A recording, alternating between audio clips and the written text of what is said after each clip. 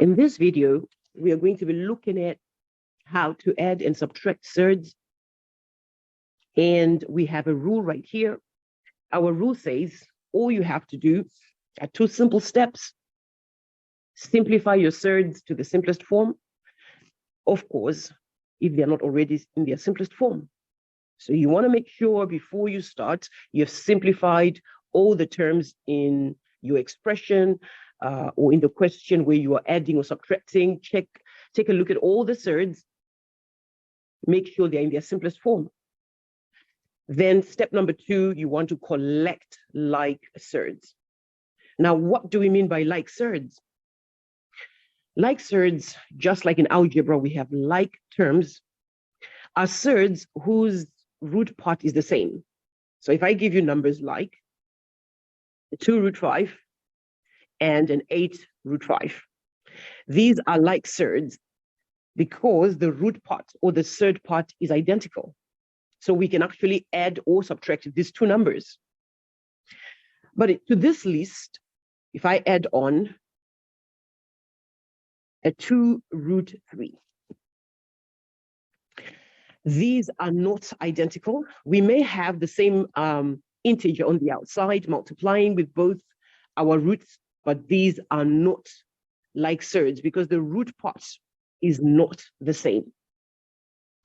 So that's our like surds, two numbers whose roots are the same or identical. The root part, the argument, the number under the root essentially has to be the same, right? And in our third surd there, it's not the same.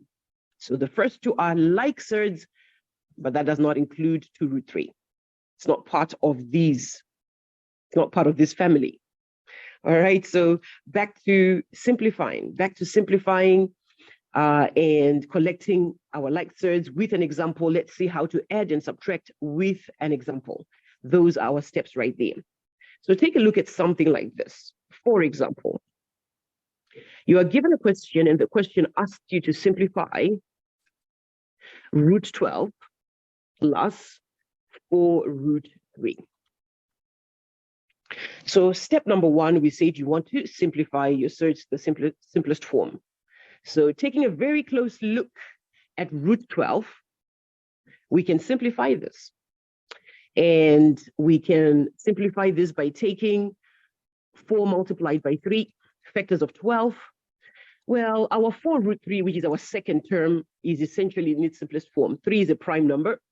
We cannot break this down further. So 4 root 3 is in its simplest form. Simplifying our first term, we separate into root 4 times root 3. The second term, we keep it the same. We do this one more time. Square root of 4 returns a whole number 2. And root 3 is root 3 plus 4 root 3. What you now have here are 2 like surds. And we said you can collect them together, put them together. So how then do we collect our like surds? So you want to add using the coefficients of our surds, the numbers on the outside, all right, if I may say, right? So the 2 there and the 4. So it's like you're saying, I have 2 of these plus another 4 of the same. When we put that together, that's just 6 of the same, 6 root 3.